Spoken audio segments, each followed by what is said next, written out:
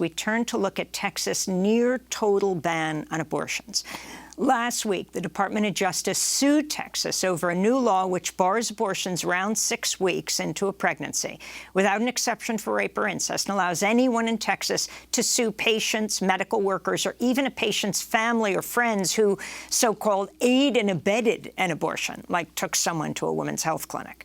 Over the weekend, a longtime physician in Texas revealed he's defied the law and provided an abortion in order to care for one of his patients. Dr. Alan Braid made the admission in an article for the Washington Post. He writes, quote, "I acted because I had a duty of care to this patient, as I do for all patients, and because she has a fundamental right to receive this care. I fully understood that there could be legal consequences, but I wanted to make sure that Texas did not get away with its bid to prevent this blatantly unconstitutional law from being tested."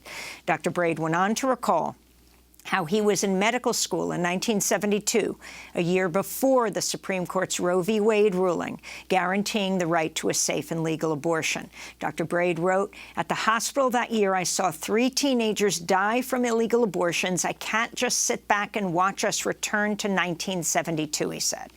For more on the attack on reproductive rights in Texas, we're joined by Dr. Bhavik Kumar, staff physician at Planned Parenthood Center for Choice in Houston, Texas. Dr. Kumar, welcome to Democracy Now! I've been reading so much about you, dedicated provider of trans care and abortion services. One article in Outsmart magazine began growing up brown, gay, and marginalized in a small Texas town, inspired Houstonian Bhavik Kumar to become the activist and physician he is today. How does your background relate to why you have taken such a strong stand against this almost total abortion ban in Texas?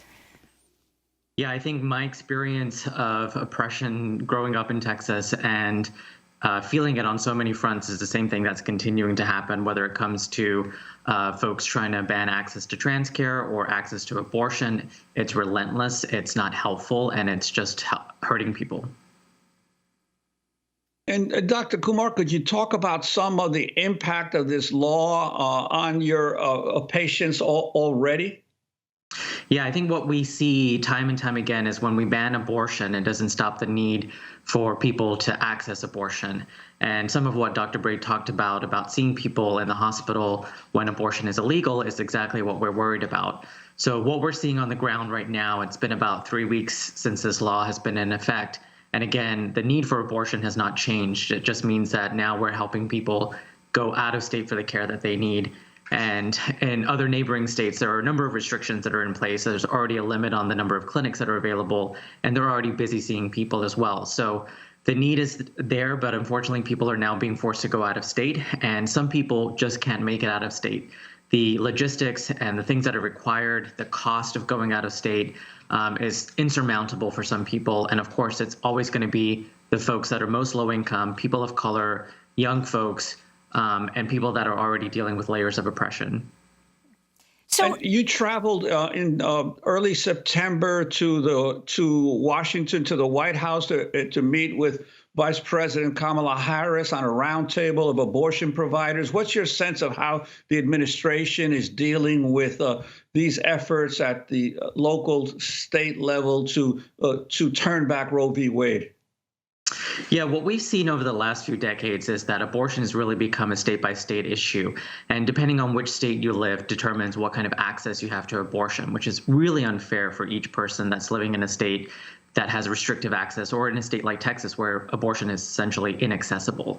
So I was pleased to hear from the Biden-Harris administration that they have our backs, that they are supportive of the work that we do. And what we really need is the federal government to step in and codify Roe, to pass the Women's Health Protection Act, and make sure that our rights are protected under federal law. And that way we don't have a state-by-state access-inaccess sort of mosaic that's taken place. Dr. Kumar, do you have numbers? You talked about, clinics shutting down in Texas. And this key point that you raised, you have to go out of state.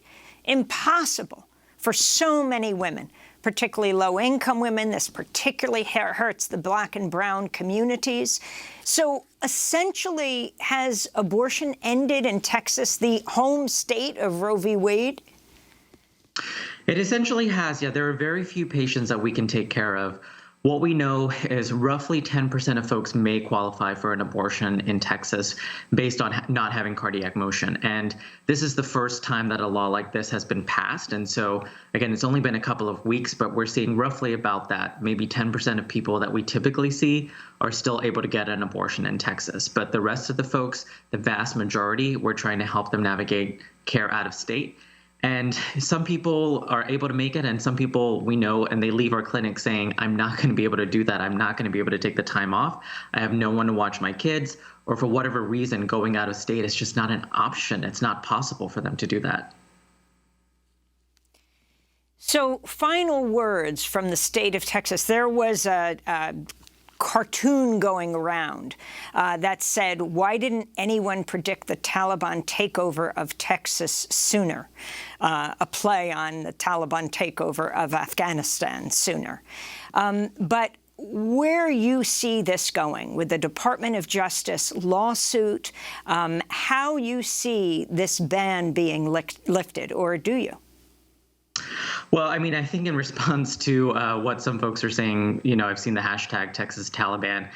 This is nothing to do with the Taliban, right? This is white, conservative, is Christian essentialism that's taken over. And it's not what the people want in Texas. The vast majority is supportive of abortion, but unfortunately, the people in power are pushing their agenda forward. So I think what we know from centuries of humanity is that people will always need access to abortion. I'm hopeful that one of these lawsuits will prevail and people will have access again, but it's going to take some time, and it's unfortunate that people's fundamental rights are being debated in a court and debated in public while people are suffering.